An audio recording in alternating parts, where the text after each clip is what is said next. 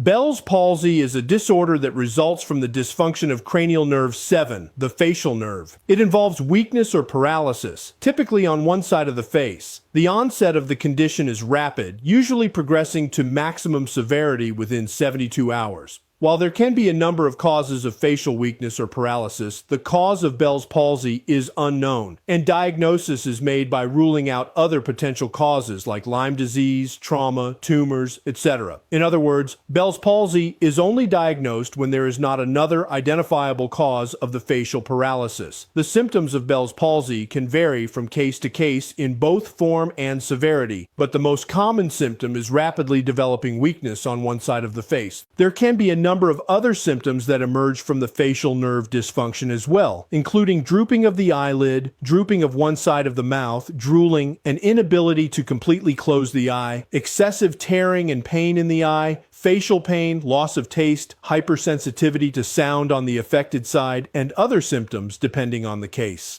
Although the cause of Bell's palsy is unclear, there's evidence that many cases may have a viral origin. Reactivation of latent viruses such as the herpes simplex virus has been hypothesized to be an important factor in many cases of Bell's palsy. But how exactly viruses might damage the facial nerve is still uncertain. Other factors potentially involved in the development of Bell's palsy include reduced blood supply to the facial nerve and damage to the facial nerve caused by inflammation.